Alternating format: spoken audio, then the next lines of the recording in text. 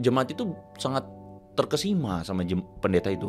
Karena pendeta itu selalu bilang, ini aku dengar dari Tuhan. Dia kayak hari itu Tuhan tuh kayak buka matanya, jebret.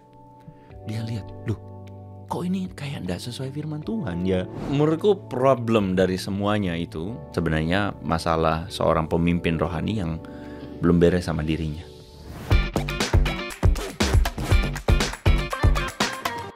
Di mimbar gereja milik Tuhan. Mantap. Di lapangan satu nama terus berkumandang tanpa henti pagi, siang, dan malam. Tapi sayang Yesus tidak di depan. Wow. Ambisi disulap jadi misi. Asik. Kekristenan jadi alat validasi. Wow. Bukan kebenaran tapi kuasa pribadi. Ini rumah Tuhan atau kerajaan berbaju rohani. Hari ini kita nggak ngobrol tentang kesehatan jasmani, tapi kita ngobrol tentang kesehatan jiwa kita. Bicara tentang kesehatan jiwa, maka penting sekali bicara tentang kesehatan spiritual. Jadi hari ini kita bicara tentang kehidupan religius kita, termasuk berbicara tentang gereja. Buat kalian yang penasaran, stay tune sampai habis. Oke? Di podcast ini saya akan ngobrol dengan sosok yang luar biasa. Seorang penginjil, seorang YouTuber yang dikenal karena penyampaian firman Tuhan yang tajam, relevan, dan berakar pada kebenaran firman Tuhan. Welcome Pastor Andre Tunggal. Thank you Dr. Tony, thank you for having me. Juga subscriber Dr. Tony, salam kenal. Saya panggil bro, boleh? Panggil bro, sangat oke. Oke. Pastor ketinggian soalnya. Banyak orang itu merasa resah, bro. Resah karena seakan-akan gereja ini milik seorang primadona. Apakah bro punya keresahan yang sama? Ya, kalau bicara tentang gereja, maka kita lagi bicara tentang satu institusi yang hampir bisa kita bilang begitu banyak ragam dan variasinya, Dok. Gitu ya. Jadi sebenarnya kekristenan, kalau let's say we talk about Christianity atau gereja di Indonesia, itu variannya banyak. Karena memang gereja tidak punya satu aturan yang secara khusus soal bagaimana organisasi gereja itu. Jadi memang bukan diatur begitu. Nah, jadi kalau bicara tentang varian yang sangat banyak itu, maka kita lagi bicara tentang spektrum gereja. Ada yang benar-benar sangat organisasi sekali, ada yang benar-benar hampir bisa kita bilang organisasinya tidak rapi. Nah, organisasi yang tidak rapi itu tidak semua, tetapi sebagian diantaranya juga itu akhirnya karena merupakan ada pemimpinnya, ya maka ada yang namanya abuse kekuasaan atau abuse kepemimpinan. Jadi kalau ngomong primadona, ya pada akhirnya ujung-ujungnya sebagian orang akhirnya bisa menemukan fakta di lapangan bahwa pendetanya itu ya jadi primadonanya begitu. Ini disclaimer, obrolan kita kali ini bukan untuk menyerang gereja atau pribadi tertentu. Ini adalah pengamatan saya tentang kondisi gereja secara umum. Tujuannya bukan untuk ngejudge, tapi untuk mengajak kita semua, termasuk diri saya sendiri, untuk introspeksi. Kita ini lagi bangun gereja Tuhan, gereja yang Tuhan mau, atau gereja pribadi. Salah satu karakteristik fenomena gereja milik primadona adalah ada satu sosok yang sangat dominan. Biasanya seorang pemimpin rohani. Dan menurut Pak Andre atau Bro Andre, apakah munculnya sosok yang seperti ini bermasalah?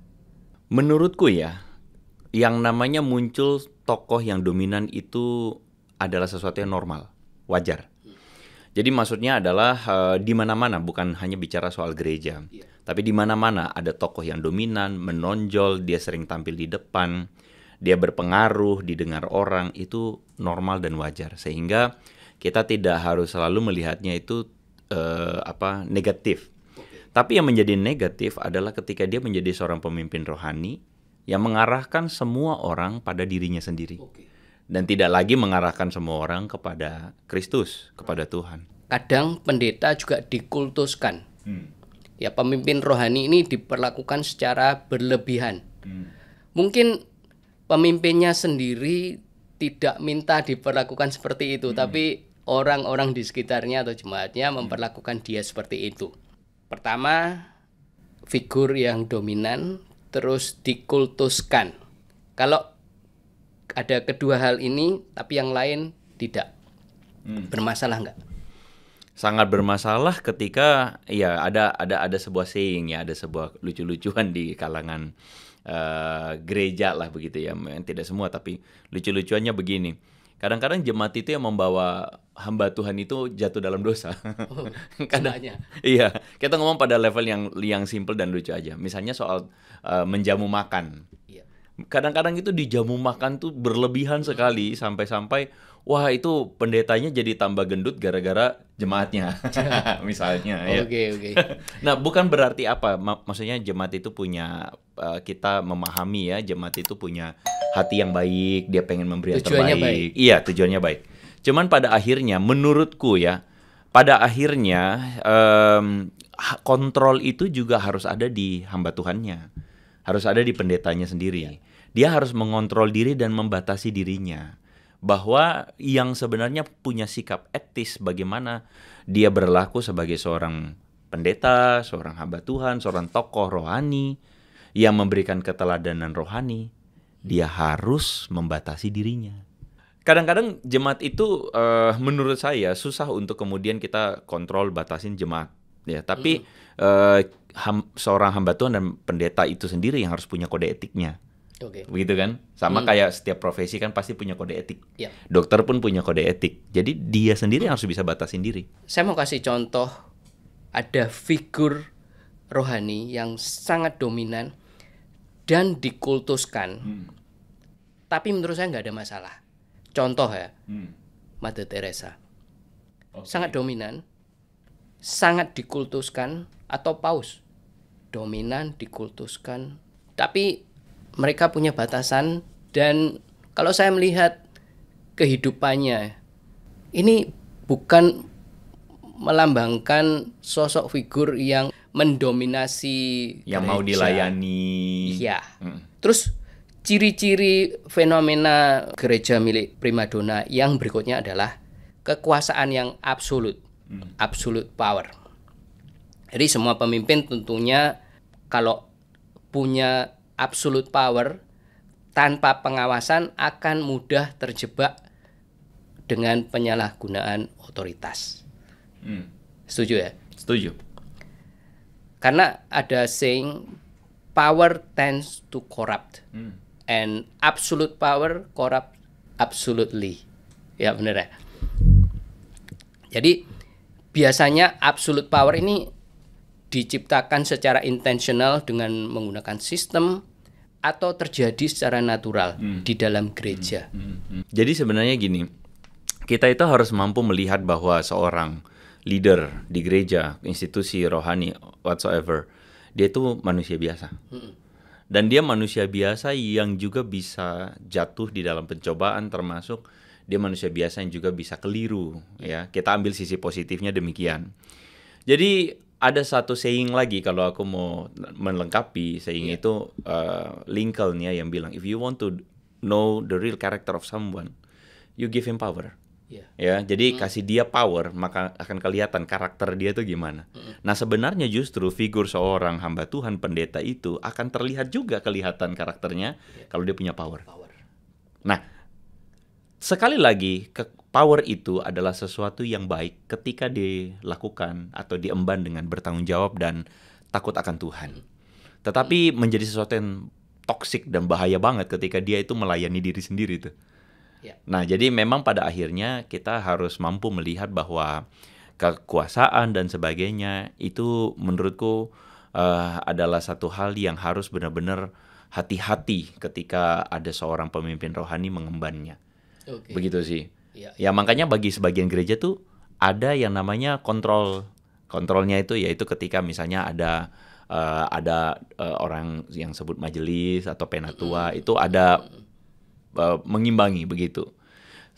Menurutku sebenarnya gereja yang sehat itu seharusnya tidak dimulai dengan sebuah fobia atau ketakutan bahwa oh ini nanti akan bagaimana dan bagaimana, enggak, tapi harusnya dimulai dengan sebuah trust dan satu value takut akan Tuhan itu supaya masing-masing pendeta, hamba Tuhan maupun para pemimpin yang lain, mereka sama-sama bisa ada saling keterbukaan, saling koreksi kalau udah melenceng. Begitu sih kira-kira, Dok. Ya, kalau saya dikasih absolute power, saya akan enjoy karena gampang lah, semua akan cepat, beres, sesuai dengan keinginan saya. Pertanyaan saya, ada nggak pemimpin rohani yang diberi absolute power, tapi sadar bahwa ini semua akan membuat dia gampang jatuh, gampang menyalahgunakan otoritas, tapi dengan sukarela menyerahkan absolute power ini, ya, dan membentuk pengawasan supaya dirinya itu tidak nyeleweng. Ada contohnya nggak? Banyak. Sebenarnya contohnya banyak. Yaitu ada pemimpin yang baik, Ya. yang sebenarnya tidak mau agar kelewat batas, makanya dia, misalnya ya, pada level yang paling sederhana contohnya, ada dia mengangkat misalnya figur yang mengatur keuangan gereja bukan dari keluarganya dia atau bukan dari pihaknya dia supaya menguntungkan dia, tapi juga dari orang yang lain yang bisa check and balance ya, independen dan sebagainya. Itu contoh paling sederhana yang menunjukkan bahwa ada pemimpin-pemimpin yang sadar dan memang tidak boleh dia terlalu berlebihan di dalam pegang kuasa begitu. Ciri keempat adalah keuangan yang tidak transparan. Ya. Kalau di Singapura, gereja sebagai charitable organization ini wajib melaporkan financial report atau statement yang diaudit secara independen. Ada nggak aturan seperti ini di Indonesia? Sejauh pengamatanku, ini tidak ada aturan yang ketat soal itu. Iya. Oke. Tapi apakah ada gereja-gereja yang memberlakukan sistem itu? Ada. Dan menurutku itu baik. Jadi setiap tahun ada auditor independen yang mengaudit itu keuangan gereja, dan jadinya itu positif ya. Jadi gereja tidak sembarangan soal keuangan ya. Tapi ada lagi gereja-gereja lain yang memang mungkin tidak menetapkan standar itu. Dan kalau tidak menetapkan standar itu bukan berarti dia juga salah gunakan, bukan berarti. Tapi itu memang rentan dan pada akhirnya memang kita menyaksikan ada contoh-contoh juga yang kemudian menyalahgunakan keuangan ya, begitu Dok. Itu masalahnya harus diakui ada. Sekarang kalau seorang businessman yang sangat sukses, uangnya banyak, berhasil, punya gaya hidup hedon, gaya hidup mewah, ya. Menurut saya, ya itu uangmu kan, gak terserah, gitu ya. Tapi kalau pendeta yang sukses, jemaatnya banyak, terus persembahannya gede, diundang di mana-mana, terus punya rumah segede istana, mobilnya mewah, jamnya ratusan juta, bermerek. Kalau I'm become a devil advocate, emangnya salahnya di mana? Menurutku salahnya adalah begini ya. Aku punya pandangan sendiri soal bisnismen itu ya. Aku punya pandangan sendiri. Tapi oke, let's say kita menekankan pada masalah pendeta dulu ya. Kita harus mengakui bahwa ada suatu keberatan moral yang dirasakan oleh layperson tentang let's say pendeta atau hamba Tuhan yang hidupnya bermewah-mewah. Kalau tadi itu kan ngomongnya judulnya, kesimpulannya hidup mewah, udah gitu hidup aja mewah, kan. Jamnya bermerek, apa mobil dan sebagainya, hidup mewah. Jadi ada satu keberatan yang menurut aku bisa diterima. Dan sebagai seorang hamba Tuhan harusnya kita pun menyadari bahwa kita itu adalah seorang yang dipercayakan untuk punya misi membawa jemaat mendekat kepada Tuhan. Jika kita punya misi untuk membawa jemaat mendekat kepada Tuhan, maka kita harus look up to Christ. Di mana Kristus itu adalah Kristus yang spiritualitasnya bukan memperkaya diri. Tapi spiritualitasnya adalah menjadi berkat. Spiritualitasnya itu adalah justru malah menjadi miskin. Spiritualitasnya itu justru menyerahkan diri. Spiritualitasnya itu justru merendahkan diri. Jadi spiritualitas Kristus itu menurutku adalah spiritualitas seorang Kristen yang sehat. Oke. Bagaimana mungkin seorang pendeta itu kemudian membawa jemaat mendekat kepada Kristus itu, tapi dengan gaya hidup yang bermewah-mewah? Itu pertanyaannya. Nah, jadi menurutku ya, apakah boleh, ini contoh ya, apakah boleh misalnya seorang pendeta punya mobil? Bagi masyarakat di kelompok yang misalnya misalnya dia melayani di gunung, di gunung yang tidak ada jalanan yang bagus, di mana jemaatnya petani dan sebagainya, boleh nggak dia pakai mobil? Menurutku bisa, sebagian orang akan bilang ini terlalu mewah, Pak. Tapi jika dia di kota, boleh nggak dia pakai mobil? Lebih wajar. Tergantung mobilnya apa. Iya juga ya. Kalau Lamborghini lain lagi ya. Tapi maksudku adalah ini bukan soal boleh nggak boleh. Iya, oke. Tetapi ini soal spiritualitas apa yang dia sedang tunjukkan kepada jemaat. Iya. Gitu loh. Itu penting. Iya. Spiritualitas apa yang lagi dia tunjukin, dan spiritualitas itu akan terlihat dari apa yang kelihatan, yaitu apa yang dia pakai, apa yang dia hidupi, mobil apa yang dia naiki, makanan apa yang dia cari. Apakah yang dia ini ketika interaksi sama jemaat mau hedon-hedon melulu, ayo jalan-jalan yuk ke luar negeri, ayo makan yuk dan sebagainya. Hati-hati. Iya. Meskipun, nah makanya aku bilang kita harus balik pada apa yang paling esensi. Spiritualitasnya apa? Kelihatan nggak dia ini adalah seorang yang mengikut Yesus sampai pada spiritualitas Yesus? Oke. Jadi masalahnya bukan pakai uang jemaat, pakai uang gereja untuk memperkaya diri, untuk tampil hedon, tapi masalahnya lebih ke mengikuti gaya hidup Kristus. Iya. Sekali lagi, gaya hidup Kristus jangan diinikan sebagai pakai baju seperti Yesus, jenggotan, rambut panjang kayak Yesus misalnya. Ya. Tapi gaya hidup itu adalah bagaimana Kristus itu menghidupi hidup apa yang kita baca di kitab suci, apa yang kita lihat. Bagaimana dia mengajarkan supaya kita itu tidak menaruh hati kita kepada kenyamanan dunia, harta dan sebagainya. Right? Dan itu harusnya yang kemudian menjadi kode etik seorang hamba Tuhan tuh. Gitu sih menurutku. Kalau aku boleh nambahin, sebenarnya bahkan kalau kita bilang businessman nih, kaya banget, tajir melintir misalnya. Lalu kemudian dia punya gaya hidup mewah dan kita bilang, ya udah itu oke-oke saja. Menurutku bahkan perlu dikritisi.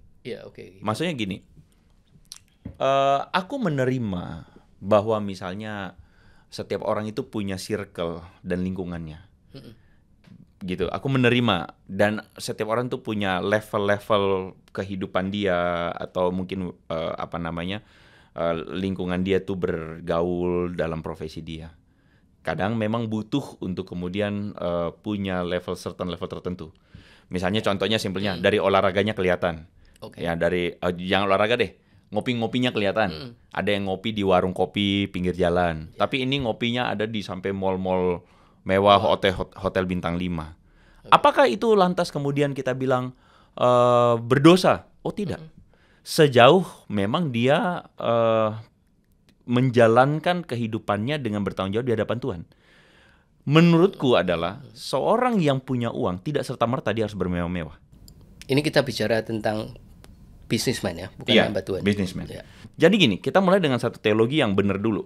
Harta itu milik siapa? Ya. Itu dulu. Kita harus mulai dengan itu dulu.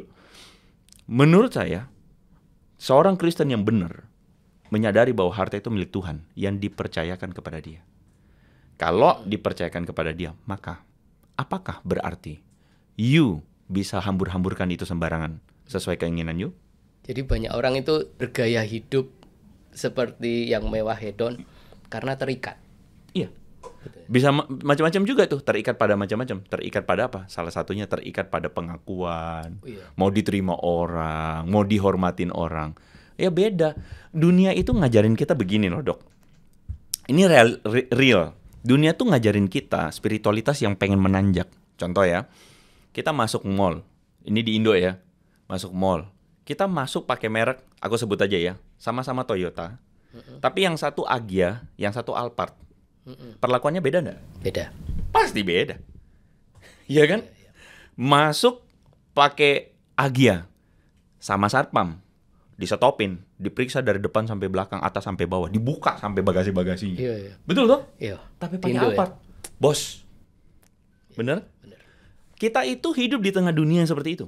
Tanpa sadar, orang bisa nggak berpikir, aku mesti punya Alphard supaya aku dihormati.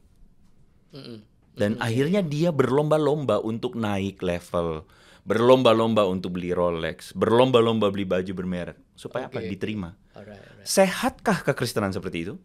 Jadi kaya itu boleh, tapi jangan sampai kekayaanmu itu mengikat hidupmu. Cakep. Topik ini seru banget. Kalian pasti punya banyak pertanyaan atau unek-unek. Jangan malu-malu, langsung saja tulis di kolom komentar.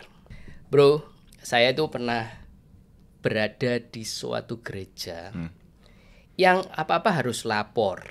Misalnya saya nggak bisa ke gereja atau nggak bisa ke cell group, lapor ke cell group leader. Terus harus make up cell group, make up service. Mau ketemu orang, lapor. Mau makan sama siapa gitu, lapor. Hah? Sampai segitunya? Sampai segitunya. Terus orang mau pacaran sama ini, lapor bro, minta persetujuan dulu. Ya. Pertanyaan saya, sejauh mana seorang pemimpin rohani ini punya otoritas terhadap kehidupan jemaatnya? Batasnya sampai di mana? Itu tadi contoh yang ekstrim, tapi nggak semua seperti itulah. Aku mencoba untuk simpatik Iya. terhadap gereja yang memberlakukan sistem kayak gitu. Iya. Apakah ada? Menurutku ada. Dan aku juga pernah tahu ada 1-2 gereja yang memberlakukan sistem kayak gitu. Kayak gitu ya. Pacarannya mesti lapor dan sebagainya. Menurutku pada akhirnya gereja-gereja seperti itu mungkin bermaksud supaya merasa bertanggung jawab dengan domba-dombanya, menggembalakan sampai-sampai semuanya diatur. Sebenarnya fenomena ini nih sama seperti fenomena parenting. Ya. Ada orang tua yang merasa bertanggung jawab kalau dia menjadi orang tua yang ngatur anaknya. Oke. Sampai-sampai pakai sepatu warna apa dan baju warna apa. Kalau kita lihat pada fenomena itu, kita bisa ngerti. Oke, ada satu mungkin intensi yang baik. Ya. Tapi caranya menurut saya keliru. Oke. Caranya tidak baik. Ketika kita membuat anak kita seperti itu dengan pola parenting begitu, menurut saya kita tidak mendewasakan anak itu. Bahkan kita membuat anak itu nanti akan menjadi orang dewasa yang sangat legalistik. Apa legalistik? Pokoknya semuanya mesti SOP, aturan. Semuanya mesti begini. Kalau nggak bisa, dia tidak akan bisa terima. Kenapa? Karena dia besar dengan pola cara begitu. Yang bagiku itu tidak mendewasakan seseorang. Kalau kita ingin mendewasakan seseorang, maka kita harus membuat dia itu bersikap dengan reasoning. Kenapa? Jadi orang bersikap, misalnya contoh, orang tidak membuang sampah sembarangan bukan karena ada larangan membuang sampah sembarangan. Setuju nggak, Dok? Iya. Tapi orang tidak membuang sampah sembarangan karena apa? Karena itu adalah sikap etis dia. Dia percaya pada pentingnya menjaga kebersihan. Dia percaya bahwa menjaga kebersihan itu baik. Kalau saya buang sampah nanti orang lain rugi. Iya kan? Kalau saya buang sampah sembarangan nanti petugas kebersihannya repot. Nanti orang lain juga akan gak nyaman. Saya tidak mau dong lingkungannya kotor. Saya pun tidak boleh mengotori lingkungan. Itu namanya reasoning. Itu namanya kedewasaan. Gereja yang sehat menurut saya, pemimpin rohaninya harus mampu membuat jemaatnya sampai pada level itu. Bukan mengatur semuanya seperti itu. Nah, menurut saya itu namanya abuse of spiritual. Jadi ada spiritual abuse ya yang didasarkan atas alasan-alasan spiritual yang sebenarnya itu adalah mengabuse kekuasaan dengan cara mengontrol jemaat. Buat saya itu tidak sehat. Misalnya jemaatnya selingkuh, gitu ya. Itu sebatas mana pemimpin rohani itu harus atau bisa menggunakan otoritasnya terhadap jemaatnya itu? Itu kan melanggar. Menurut saya, ketika saya ngomong tadi di awal, bukan berarti semuanya boleh. Bukan berarti kita jadi pemimpin rohani gereja itu, jemaat semua boleh bikin dosa, ya wis. Gak begitu.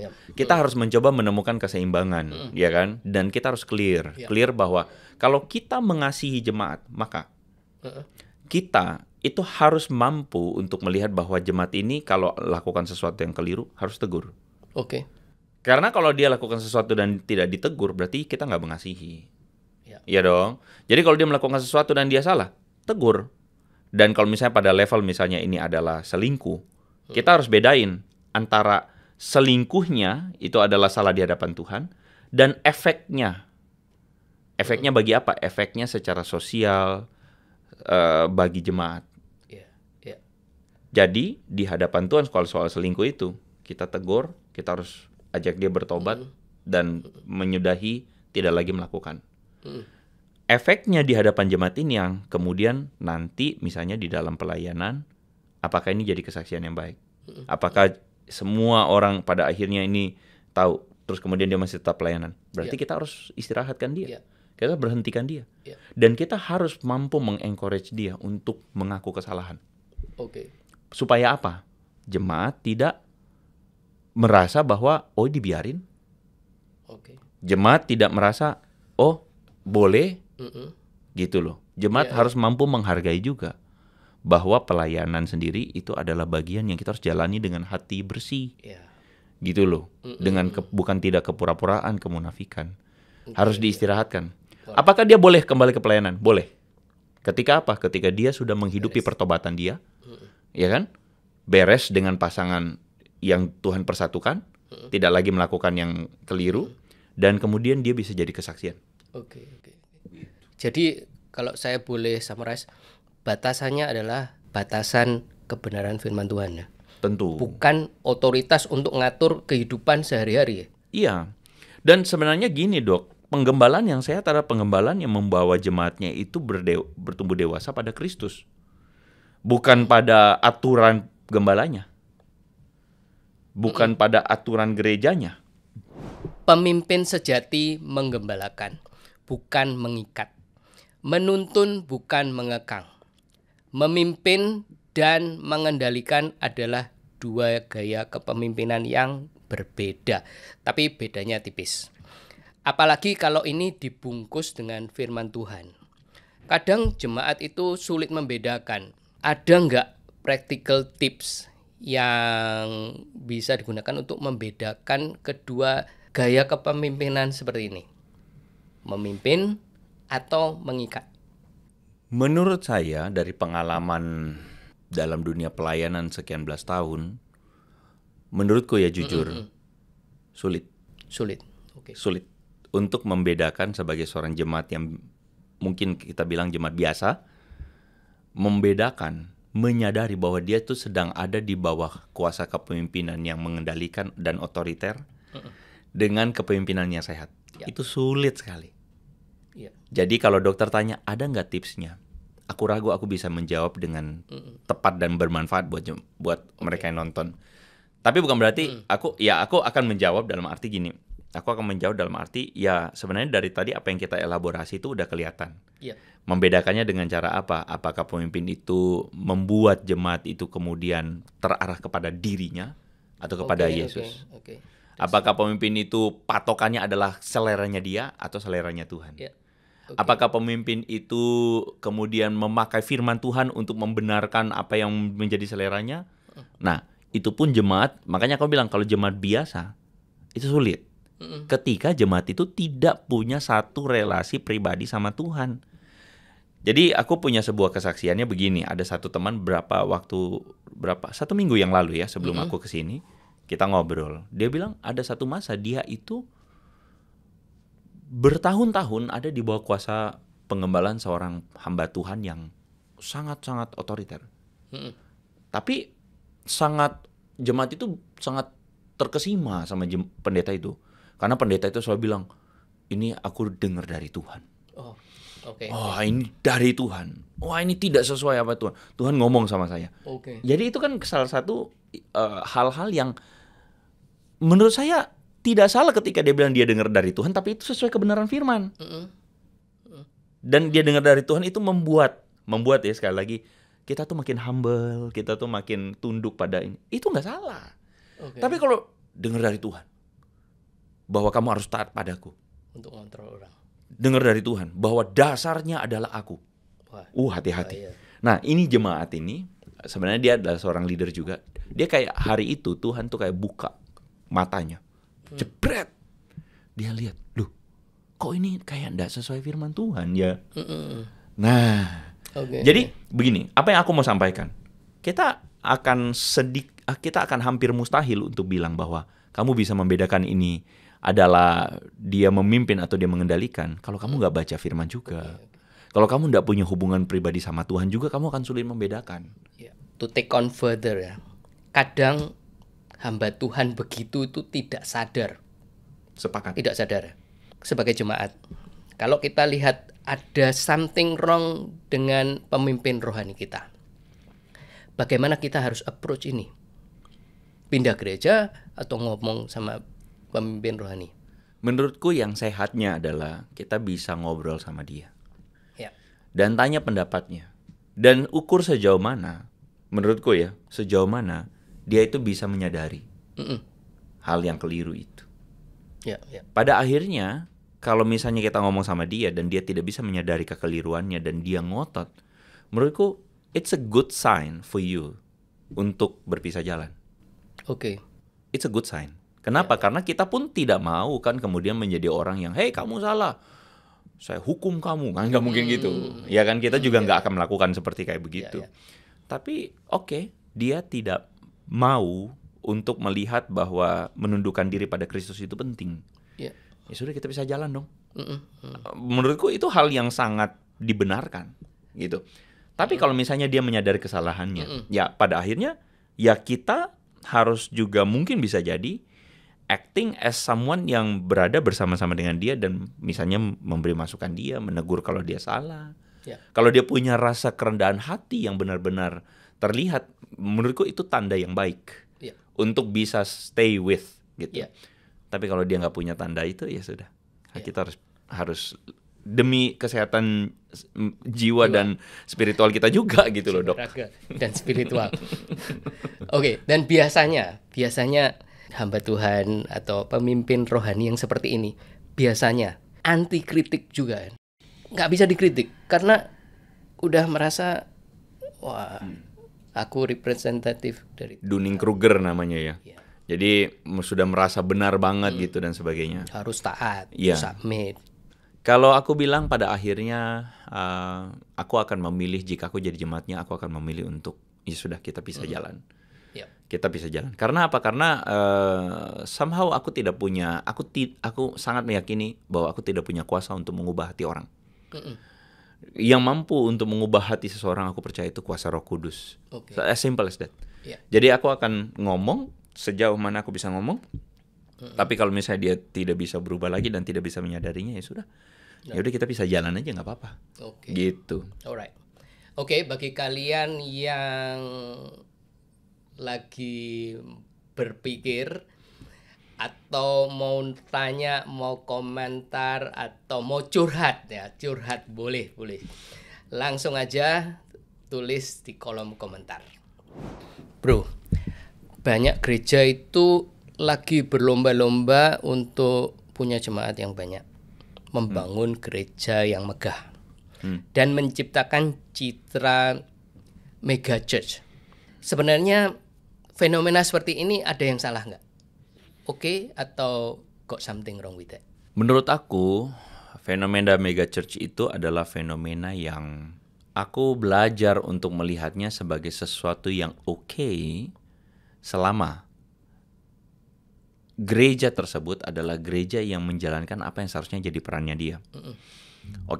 Kita ngomong tentang gereja, kita ngomong tentang tempat orang yang biasanya orang hari ini secara awam pahami sebagai tempat orang beribadah. Tapi menurutku bahwa keberadaan gereja Tuhan bikin atau Tuhan dirikan itu bukan sebagai tempat orang beribadah. Bukan tempat orang datang beribadah. Tapi gereja itu adalah tempat di mana orang hidup berkomunitas dan belajar bertumbuh di dalam iman. Belajar bertumbuh, menyalipkan dosa dirinya itu, kecenderungan dosanya, hatinya, hawa nafsunya itu, dan kemudian bangkit bersama Yesus dalam hidup manusia baru. Jadi gereja itu menurutku adalah tempat komunitas, tempat untuk orang bertumbuh, tempat untuk orang mengalami Kristus ditransformasi day by day. Itu gereja. Sehingga dengan definisi gereja yang seharusnya itu, maka mau itu gereja mega, mau itu gereja mini, Mega dan ini. Mau itu gereja Baru dengar. mikro. Ya, cuma joking ya. Mau itu gereja yang sifatnya gereja apapun itu, haruslah gereja yang melakukan fungsi itu. Oke. Bukan gereja yang hanya sampai pada penyelenggaraan ibadah minggu. Karena menurutku gereja kalau sampai pada penyelenggaraan ibadah minggu, maka kita sebenarnya sedang membangun apa? Itu pertanyaannya. Apa yang kita lagi build? Apa yang kita lagi bangun? Apakah kita lagi membangun jemaatnya? Atau kita lagi membangun citra gereja kita? Atau kita lagi membangun kemegahan gereja sendiri? Tidak ada yang salah dengan gereja yang megah. Ya. Tidak ada yang salah dengan gereja yang di perkotaan, mau di mall. Saya tidak anti. Ya. Itu gereja yang menurut saya baik untuk menjangkau banyak orang. Tapi harus gereja jangan berhenti pada cuman membuat orang datang. Oke. Gereja harus membuat orang bertumbuh. Jadi mega church apapun itu, kalau dia bisa membuat orang-orangnya bertumbuh serupa Kristus, terpujilah Tuhan. Menurutku begitu. Nah, sebagai seorang hamba Tuhan, aku melihat bahwa sulit sekali untuk menjadi gereja mega, tapi kemudian membuat jemaatnya itu bertumbuh dalam komunitas yang sehat. Menurutku sulit. Karena ada kecenderungan di mana orang itu datang, hadir, pulang. Oke. Dan dia akan sulit untuk datang dengan komunitasnya dan sebagainya. Dia ketemu komunitas, itu sulit sekali. Cell group. Kalau bisa sel grupnya berfungsi dengan baik, puji Tuhan. Tapi pada kebanyakan, aku melihat ada sebagian gereja tidak peduli. Oke. Yang penting jemaatnya banyak. Dan paling buruk adalah yang penting persembahannya banyak. Wah, itu lebih buruk lagi tuh. Oke. Gitu sih. Persaingan antar gereja itu sering terjadi kan. Dan bisa rebutan jemaat, mau lebih populer, sampai saling menjelekkan dan merasa diri paling benar. Gereja ini, kita ke gereja karena Tuhan Yesus. Harusnya kalau bos kita Tuhan Yesus kan harusnya nggak begitu kan. Persaingannya. Tapi kenapa kok bisa menjadi seperti ini? Ada persaingan yang tidak sehat. Satu tubuh Kristus saling menjelekkan, saling menikam dari belakang, saling melakukan persaingan yang tidak sehat. Menurutku problem dari semuanya itu, kalau kita tarik adalah sebenarnya masalah seorang pemimpin rohani yang belum beres sama dirinya. Oke. Belum beres. Oke. Sama berhala-berhala. Berhala. Belum beres dengan berhala kontrolnya, belum beres dengan berhala penerimaannya, belum beres dengan dirinya sendiri. Jadi pada akhirnya apa? Pemimpin-pemimpin kayak begitu akhirnya keluar dengan tonton di mana dia tersinggung kalau misalnya jemaatnya pindah ke gereja lain. Iya. Dia marah ketika dia merasa bahwa ada jemaat memuji hamba Tuhan lain. Iya. Bicara pada level personal, orang-orang kayak gitu paling kasihan. Sadar nggak? Itu orang paling kasihan. Menjadi seorang pemimpin rohani tapi dia membiarkan kedagingan itu menguasai hatinya. Makanya kan kelihatan dari persaingan gereja, kelihatan dari gampang tersinggungan, marah kalau misalnya jemaatnya ke gereja lain, quote hamba Tuhan lain, kasih dia marah. Kenapa? Karena tanpa sadar dia menjadikan dirinya pusat. Dia menjadikan dirinya, Diri sendiri. Tuhan palsu tuh, ya. Dia menjadikan dirinya sebagai sesuatu yang harus ditinggikan. Yang kayak gitu paling kasihan. Dia ada di institusi rohani, dia ada di institusi rohani, tapi dia tidak rohani. Ada yang hilang Anak di dalam yang gereja, sulung. anak sulung di dalam gereja. Yang hilang hati, bukan yang keluar. Betul. Nah, jadi maksudnya kalau lihat begitu, bagaimana? Ya pada akhirnya kita sebagai jemaat, makanya aku dulu berpikir, maksudnya aku selalu bilang kalau bisa tinggal di gereja. Tapi sekarang aku mencoba untuk realistis karena jemaat butuh sehat secara rohaninya. Oke. Aku tidak akan memaksa jemaat untuk stay di gereja. Oke. Maksudnya gimana? Jadi selalu ada yang tanya, kok aku pindah gereja gimana? Aku pindah gereja gimana? Kalau dulu aku akan bilang stay. Okay. Kamu harus ubah, dipakai Tuhan untuk ubah hal yang tidak benar gitu, ya kan? Tapi sekarang aku menjadi lebih realistis karena aku melihat bahwa sering pemimpinnya tidak bisa berubah udah. Ini di gerejanya di gerejanya sendiri atau gereja orang lain? Maksudnya orang ini di jemaat di gereja orang lain. Siapapun orang dari gereja manapun, aku akan bilang stay dulu. Kenapa? Karena aku optimis bahwa sebenarnya ya harusnya mereka lah yang menjadi agen perubahan di gereja masing-masing kan. Oke. Iya, ya tapi pada akhirnya aku realistis bahwa kasihan juga. Iya. Karena pemimpinnya kadang-kadang anti kritik gitu. Anti kritik tidak bisa berubah. Jadi sekarang aku kalau misalnya cuma begitu, aku bilang ya coba doa. Kalau kamu merasa memang ini udah bohwat gak ada obat, pindah. Oke. Pindah untuk kesehatan jiwamu, pindah untuk kesehatan spiritualmu. Kamu berhak untuk menemukan gereja yang membuat engkau lebih dekat pada Yesus, yang membuat engkau lebih menyerupai Kristus, yang membuat engkau punya spiritualitas yang lebih baik. Bukan berarti kemudian kita jadi capung ya kemana-mana, bukan. Tapi aku juga bisa menerima jika hari ini ada orang yang masih pindah-pindah gereja. Iya. Gak apa-apa, asalkan kamu lakukan dengan ketulusan. Iya. Bukan untuk melayani dirimu sendiri. Karena ada orang tuh pindah-pindah gereja, aku mau cari gereja ideal, tapi tanpa sadar dianya sendiri tinggi hati nih. Dianya tinggi hati, mau dilayani gitu kan. Jadi ada yang masuk gereja, gara-gara ketemu asyirnya kurang senyum, tersinggung. Pindah. Tersinggung. Itu hati-hati. Kalau udah kayak begitu berarti yang sehat yang nggak sehat itu dirimu sendiri. Nah, gitu sih. Kalau orang pindah-pindah gereja itu nggak tertanam, nggak bisa tumbuh, nggak bisa berbuah. Itu seringkali yang dipakai oleh hamba Tuhan. Jargon-jargonnya. Kalau menurut Bro gimana? Enggak juga. Kita harus tertanam pada Kristus. Bukan gereja. Bukan gini. Gereja itu sekali lagi adalah alat yang Tuhan pakai supaya kita bisa bertumbuh kepada Dia, gitu kan ya. Tapi kadang-kadang perkataan-perkataan itu dipakai untuk mengabuse. Dipakai untuk, kalau aku bilang, menyalahgunakan, membuat jemaat itu submit, tapi kitanya sendiri nggak bertanggung jawab. Gerejanya sendiri nggak bertanggung jawab. Aku dengar itu berkali-kali. Yang menurut aku seharusnya pusat segalanya itu Kristus, bukan gerejanya. Pusatnya itu bukan hamba Tuhannya, tapi pusatnya adalah Yesus. Gereja itu kan nggak ada yang sempurna ya. Pasti ada something that you don't like. Ya. Kita manusia, nobody is perfect. Kalau something that you don't like, yang trivial itu dijadikan alat untuk excuse, pindah gereja. Misalnya yang tadi bilang, asyirnya nggak senyum, atau nggak pernah disapa pendetanya. Itu masalahnya di diri sendiri ya.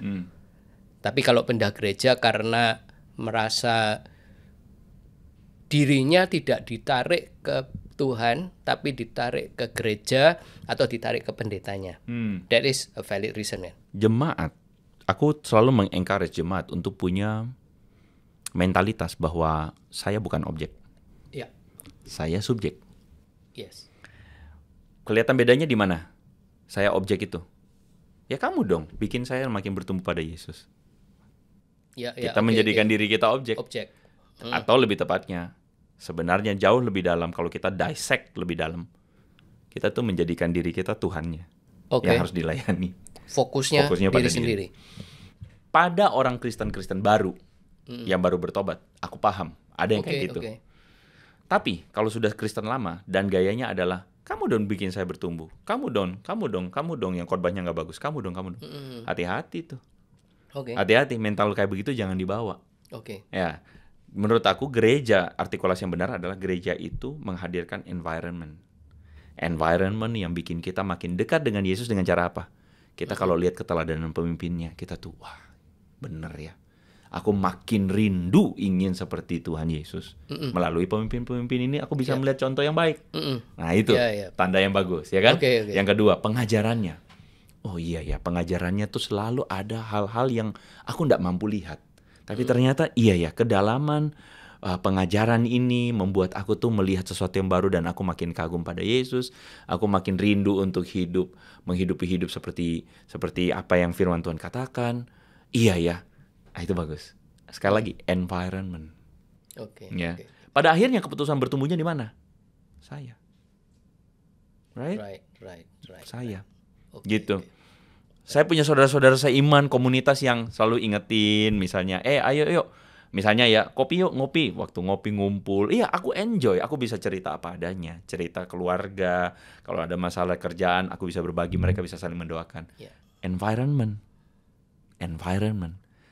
ada jemaat yang atas nama dali itu cuma mau menjadikan dirinya, ayo dong aku dibesuk dong, ayo dong aku di ini dong, ayo dong aku, hati-hati. Oke. Jadi Iya kan? ada yang jemaat sentrik, center jemaatnya Pada diri sendiri. center. Ada yang hamba Tuhannya centernya terhadap diri sendiri. Jadi this can be a problem ya. Iya. Jadi ini adalah perbincangan obrolan yang sangat menarik. I think banyak orang mengalami seperti ini lah. Dan mungkin nggak tahu ini benar atau salah. Tapi kalau ada pertanyaan atau komen atau curhat, silahkan tulis di kolom komentar. Kita sekarang bicara tentang doktrin yang memecah gereja. Ya, ada 3 doktrin yang come into my mind. Yang dipertahankan begitu rupa sehingga menimbulkan perpecahan di dalam gereja. Nomor 1 bahasa roh, nomor 2 baptisan, dan yang nomor 3 adalah karunia roh dan mujizat. Kita bicara tentang bahasa roh dulu. Aliran karismatik Pantekosta itu mempertahankan bahasa roh mati-matian sebagai esensi ya. Esensi yang kalau nggak ada itu ya nggak ada karismatik, nggak ada Pantekosta gitulah. Yang tidak bisa ditawar. Tapi ada juga pendeta yang bilang bahasa roh itu sesat. Ya. Alkitabnya sama, tapi kok bisa ada 2 interpretasi yang sangat Tajam. berbeda. Berbeda. Bipolar. Yep. Gimana itu? Untuk membuat obrolan ini jadi seru, aku harus kasih fakta bahwa ada gereja karismatik yang tidak lagi menekankan bahasa roh. Oke. Ada gereja karismatik yang tidak lagi menekankan bahwa harus semuanya berbahasa roh. Ada ya. Bahkan ada gereja karismatik yang tidak lagi doktrinnya itu terpusat pada bahasa roh. Artinya dalam ibadah harus ada bahasa roh dan sebagainya. Oke, ada ya. Ada. Jadi kita itu maksudnya seringkali terjebak pada narasi 2 kutub itu. Atau dualistik itu. Yep. Ya, karena narasi dualistik itu narasi yang paling bisa dipahami. Hitam atau putih. Ya kan? Nah, jadi obrolan ini menurutku akan sehat ketika kita menerima ke realita bahwa kita tidak harus selalu ada pada 2 kutub. Antara pro atau kontra. Karena aku pun besar dalam konteks gereja atau kekristenan yang dari yang anti banget bahasa roh, masuk kemudian ke bahasa roh banget, menghidupinya, ya kan, melakukannya dan sebagainya. Terus kemudian aku dididik lagi dalam satu sekolah teologi yang sebenarnya menurut aku tidak anti bahasa roh, menurut aku, ya. Tetapi kemudian mengajarkan semua dan akhirnya aku tumbuh besar dalam 2 kutub aku sadar. Iya, salah banget ya kalau kita cuma hidup pada 2 kutub ini. Anti atau pro. Bahasa roh apakah adalah sesuatu yang kemudian dikatakan dalam Alkitab? Iya, ada. Tetapi kalau misalnya orang mendasarkan doktrin bahasa roh pada Pentakosta, aku tidak setuju. Karena peristiwa Pentakosta adalah peristiwa di mana kita tahu orang berbicara dalam bahasa lain yang bisa dimengerti oleh orang-orang pada waktu itu. Bahasa roh hari ini, aku mau tanya, ada nggak yang mengerti? Mungkin dari, aku membuka kemungkinan ya, mungkin dari 1 juta ada 1. Aku nggak pernah ketemu ya. Nggak pernah ketemu sih. Dan menurutku tidak ada hari ini fenomena yang kita lihat sebagai bahasa roh itu sebagai sesuatu yang kemudian diartikan dan sebagainya. Tidak ada. Tapi perhatikan baik-baik. Dalam 1 Korintus pasal yang ke-12 dan pasal yang ke-13, terutama pasal 12. Paulus itu sebenarnya ngomong tentang fenomena bahasa yang tidak dimengerti. Yaitu yang Paulus juga sebut dengan bahasa roh. Dan Paulus tuh bilang kalau ada bahasa yang kayak begini, karena itu fenomena yang terjadi di jemaat Korintus. Ada orang dalam pertemuan ibadah melakukan bahasa-bahasa itu. Paulus bilang, coba lihat apa yang menjadi efeknya. Kalau ada orang baru datang, dia lihat kamu berbahasa yang tidak bisa dimengerti itu, apa pikiran dia? Paulus nggak langsung bilang benar nggak benar loh. Paulus nggak bilang nggak anti, enggak. Tapi dia tuh mencoba untuk mengajak kita melihat secara reasonable. Orang yang baru datang, waktu lihat kayak gitu, orang pikir kamu apa? Orang pikir kamu gila atau mabuk karena anggur manis, itu kata Paulus. Jadi Paulus bilang, sebaiknya kalau kamu merasa bahwa itu bahasa roh, adalah yang menafsirkan. Supaya orang ngerti itu apa. Oke. Jadi ada fenomenanya nggak? ada. Apa itu bahasa roh? Paulus itu menyebut istilahnya bahasa roh. Dan bahasa roh itu menurut aku adalah sesuatu yang fungsinya adalah untuk kalau aku memandangnya sebagai bentuk dari ekspresi pribadi berrelasi sama Tuhan.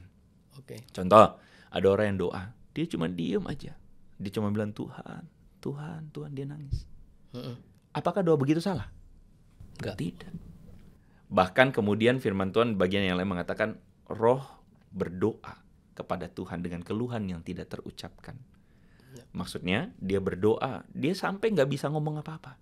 Tapi Tuhan dengar nggak seruan hatinya dia paling dalam? Tuhan dengar nggak apa yang jadi bebannya dia? Tuhan tahu nggak? Tahu banget Tuhan. Boleh nggak? Boleh banget. Dalam ibadah, boleh nggak berdoa dengan cuma Tuhan menangis? Boleh nggak? Boleh banget. Right? Bahasa roh menurut aku bisa kita bilang ada pada frekuensi yang kurang lebih mirip. Yaitu ekspresi seseorang ketika ini dengan Tuhan. Jadi aku tidak jadi orang yang kemudian ada bahasa roh. Wah ini apa nih? Enggak. Dia sedang berelasi dengan Tuhan. Terpujilah Tuhan. Jika itu membawa dia lebih dekat dengan Tuhan. Tapi jangan jadikan ini sebagai sesuatu yang pasti dan harus dilakukan oleh semua orang. Nggak harus ya? Jangan. Karena Paulus bilang, bahasa roh itu akan berakhir.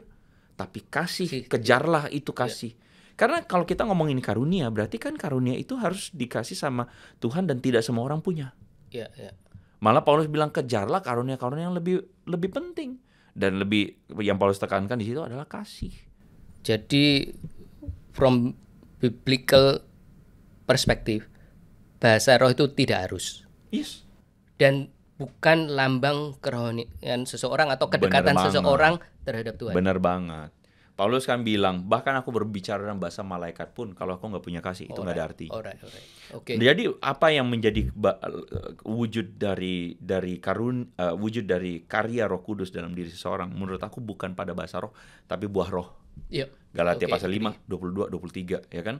Kasih, sukacita, damai sejahtera, pengendalian diri dan sebagainya. Nah, itu seharusnya yang lebih kita appreciate dari seseorang yang yang mungkin dia tidak berbahasa roh. Dia mungkin kelihatan kalem-kalem saja, mungkin nggak terlalu gimana, nggak menonjol, tapi dari hidupnya kelihatan itu semua. Itu Roh Kudus bekerja dalam hidupnya dia. Gitu. Gimana dengan baptisan? Ada gereja yang praktek baptisan percik, ada gereja yang praktek baptisan selam. Kadang perbedaan seperti ini dipertahankan mati-matian at the cost of perpecahan di tubuh Kristus. Mana yang esensi, mana yang aksesori dalam hal ini? Pertama, kalau kita ngomong berbicara tentang baptisan, maka doktrin dari bagaimana kita melihat itu dalam gereja itu sebenarnya adalah sebuah sakramen. Kenapa disebut sakramen? Karena sakramen itu sesuatu yang diperintahkan. Sakramen itu sedang berbicara, misalnya yang aku percaya sakramen itu, misalnya salah satu yang kita tahu perjamuan kudus. Tuhan bilang, perbuatlah ini sebagai peringatan akan aku. Itu sesuatu yang apa? Sesuatu yang kita lakukan, kita preserve. Tujuannya adalah mengenang akan pengorbanan Kristus, mengenang akan karyanya Kristus, and so on. Baptisan itu kita lakukan untuk apa? Kita mesti ngomong baptisan lagi nih dulu. Baptisan itu pada esensinya adalah yang Paulus bilang di dalam 1 Korintus. Baptisan itu adalah kamu dikubur bersama Yesus, kamu bangkit bersama Yesus. Baptisan dikubur dan bangkit. Ini baptisan air nih. Dikubur, bangkit dengan hidup yang baru. Penyucian. Jadi kamu itu mengalami yang namanya pertobatan. Itu esensi dari baptisan. Jadi aku menjadi orang yang kemudian mampu melihat bahwa baptisan itu bukan terletak pada caranya. Tapi baptisan itu terletak pada maknanya. Kadang ada cerita orang mau meninggal, terus diinjili, menerima Tuhan Yesus, terus orangnya cepat-cepat sebelum meninggal, wah baptis. Gitu gimana? Pernah aku tolak. Kenapa? Pernah aku tolak. Jadi ada kasus di mana ada seorang ibu kontak aku, Pak, Bapak bisa layani baptisan nggak? Oke. Apa nih? Iya, mama saya mau menerima Yesus, mau dibaptis. Mama atau papa aku lupa. Oke. Aku tanya dulu, ini di mana? Di rumah sakit kritis dan sebagainya. Oke. Terus aku tanya, ibu beneran? Mama deh kayaknya. Ini mama beneran mau percaya Yesus? Iya pak, iya pak. Oke. Ya udah, aku atur waktu. Terus aku janjian sama, karena waktu itu aku di gereja, backgroundnya aku masih belum pendeta. Dia ada satu rekan pendeta. Tapi aku bilang sama dia, Pak, aku diskusi dulu sama bapak pendeta nih. Bapak oke nggak bahwa baptisan itu bukan diobral? Oke. Oke. Bapak oke nggak bahwa baptisan itu harus orang terima Yesus dulu? Saya Iya. tidak mau baptis orang tanpa terima Yesus. Oke. Saya curiga bahwa ibu ini, dia ingin mamanya dibaptis karena dia takut mamanya mati, masuk neraka. Saya percaya bahwa keselamatan tidak ditentukan orang dibaptis. Ya. Dan di Alkitab tidak akan kita ketemu karena dibaptis orang selamat. Ya. Hatinya menolak Yesus, dia dibaptis, gak ada gunanya itu semua, gitu kan. Nah jadi aku bilang, Pak, kita coba ini sama ibu ini dulu. Jadi kita tanya, ibu yakin gini, oke. Ibunya bilang, ini mamanya mau bertobat pak, gitu. Oke. Terus kemudian aku tanya sama ibu yang sudah sulit komunikasi. Aku tanya, ibu beneran mau percaya Tuhan Yesus atau tidak? Aku injili dia dulu. Ibu yang sakit itu? Iya, ibu yang sakit. Dia sadar tapi kayaknya dia lemah ya. Ya. Jadi dia berkomunikasi pakai tangan yang tolong saya digenggam atau gerakin jari. Jadi waktu aku berusaha untuk injili dia dan ngomong apa, ibu apakah betul mau menerima Tuhan Yesus dan sebagainya. Ibu itu tidak berespon. Waktu aku tanya lagi dia bisa respon. respon. Iya, padahal bisa respon. Jadi aku merasa, aku bilang, Pak, menurut saya ibu ini bukan mau jadi Kristen. Ini anaknya aja nih yang takut ibunya masuk neraka nih. Gitu. Yang kita percaya bahwa ya nanti kapan-kapan kita ngomong surga neraka lah dok. Gitu ya. Okay. Keselamatan tuh kita ini. Jadi aku bilang sama pendeta ini, Pak, saya tidak merekomendasikan dia dibaptis. Ya. Kita nggak boleh paksa orang untuk jadi Kristen. Itu harus pilihan bebas dia, Pak. Ya. Okay. Nah akhirnya kita doakan. Dan kita kasih pengertian ke ibu itu. Bu, kalaupun mamanya ibu ini menerima Yesus, tanpa dibaptis pun dia sudah bersama-sama dengan Yesus di Firdaus. Karena itu janji Tuhan ketika dia disalib bersama-sama dengan penjahat di samping dia kan. Iya. Bro, ada gereja yang menonjolkan karunia roh, mujizat, kesembuhan. Ada gereja yang bilang this is a thing of the past. Dulu, sekarang udah nggak ada. Kedua ekstrim ini, sekali lagi aku ngomong yang ekstrim ya. Ini menimbulkan perpecahan di dalam gereja. Bagaimana menyikapi kedua ekstrim ini? Yang berpendapat bahwa tidak ada lagi karunia roh, kesembuhan, mujizat, itu namanya sesasionisme. Jadi ini adalah sebuah gerakan yang muncul sebagai gerakan anti terhadap yang namanya gerakan kesembuhan, mujizat dan sebagainya. Ya. Nah, pandanganku apa? Pandanganku adalah kalau kita mengkotakkan Tuhan pada tidak ada lagi mujizat, sudah tidak perlu lagi dan sebagainya, kayaknya kita acting as God. Iya enggak sih? Betul. Tapi kalaupun kita membuat Tuhan, bersama Tuhan pasti ada mujizat, bersama Tuhan pasti ada kesembuhan, bersama Tuhan yang nggak ada duit kaya, nanti jadi kaya, bersama Tuhan. Kita sekali lagi mengkotakkan Tuhan. Bahkan itu menurut saya parah banget. Kita menjadikan Tuhan pelayan buat diri kita. Kita bikin Tuhan itu kayak, maaf ya, jongos. Maaf ya, jongos. Aku mau ngomong babu tadi. Buruk itu kata, tidak pantas itu kata. Tapi maksudnya kenapa pilihan kata itu aku mau pakai? Karena itu mengkritik kepicikan kita, kepicikan dan kebodohan kita yang mau jadiin Tuhan melayani hawa nafsunya kita.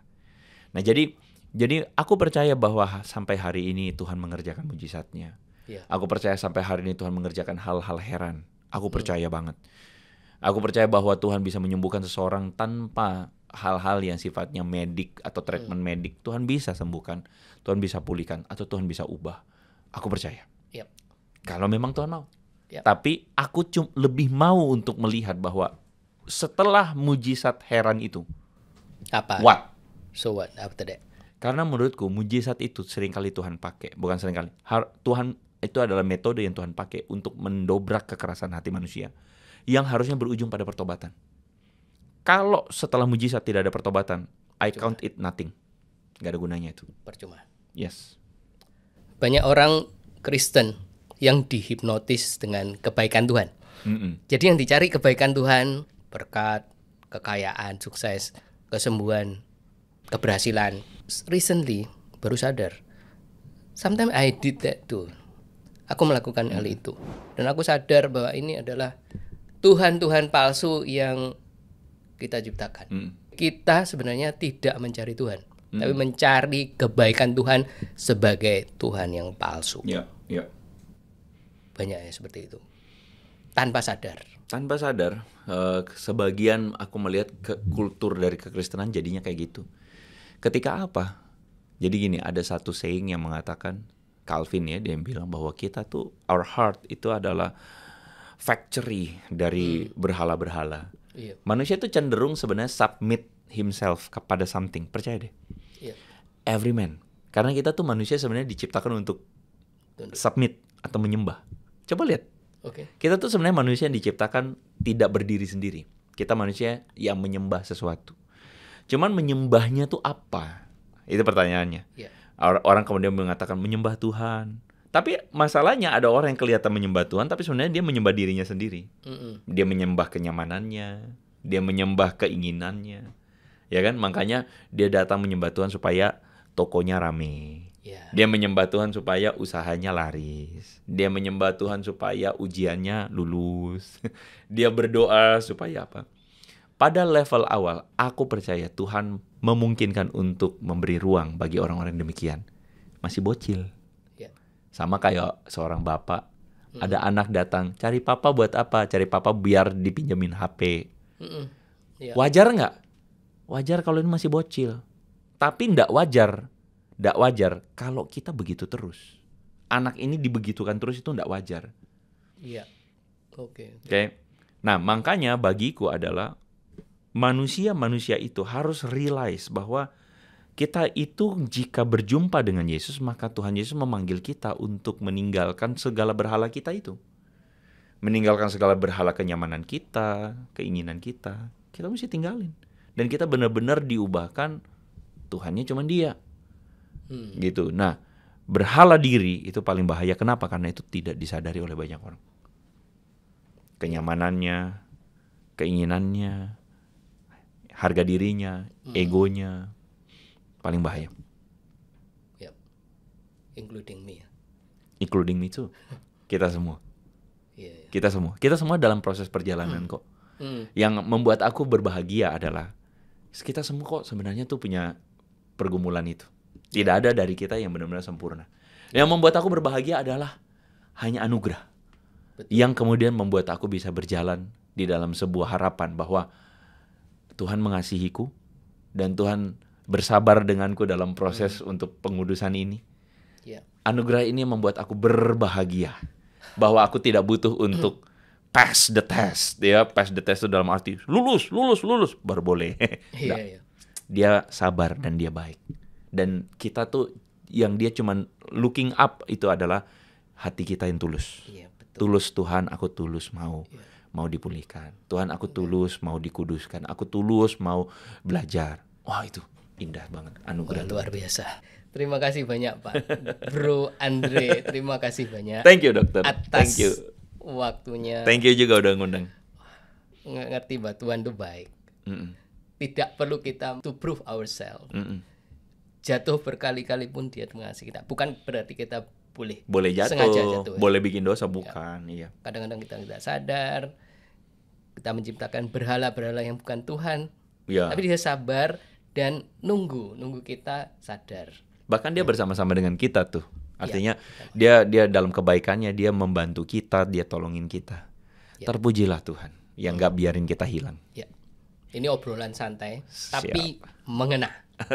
Oke. Semoga ini bisa menjadi refleksi bagi kita semua. Dan kalau ada take home message, Bro Andre silahkan. Bicara tentang gereja, kan topik utamanya kan tadi kita ngobrolin gereja. Kita cenderung melihat gereja dan kita menuntut perfection dari sebuah gereja as a institution and the church leader itself. Kita menuntut pemimpin gereja itu sebagai sesuatu yang harusnya perfect dong. Tapi kita lupa bahwa gereja itu sebenarnya kita. Gereja itu adalah setiap kita. Jadi setiap kita lah sebenarnya mungkin reformasi itu terjadi bukan pada gereja, tapi reformasi itu harus terjadi pada diri kita sendiri. Reformasi harus terjadi pada diri kita dan kedalaman hati kita yang paling dalam. Nah, itulah yang kemudian membuat kita lega. Kadang-kadang ada orang criticize the church and its leader berlebihan. Sebenarnya perlu dia kritik mungkin dirinya dia. Bahwa dia expect something yang tidak masuk akal, berlebihan, dan mungkin dia expect gereja berubah demi dirinya sendiri. Dan jadi sebenarnya perubahan pertama yang harus kita lakukan diri kita. Kita sendiri yang berdamai dengan diri kita, berdamai dengan ekspektasi kita, berdamai dengan Tuhan yang beranugerah. Kalau Tuhan beranugerah, kita pun harus beranugerah. Dan kitanya sendiri yang kemudian peduli, saya akan mau cari gereja, komunitas yang jadi sebagai environment yang baik buat saya juga bertumbuh dengan baik. Mungkin kita sadar fenomena gereja milik primadona itu memang nyata. Tapi kadang-kadang masalahnya ada di diri kita sendiri. Tapi saya percaya masih banyak, jauh lebih banyak hamba Tuhan, pemimpin rohani yang memimpin dengan setia, melayani tanpa dipandang orang, pengorbanan, menempatkan panggilan di atas ambisi, ketaatan di atas ketenaran. Bagi semua sahabat yang nonton podcast ini, saya ucapkan terima kasih sudah nonton sampai akhir. Kalau kalian punya pertanyaan atau komentar atau curhat, ya jangan sungkan untuk tulis di kolom komentar.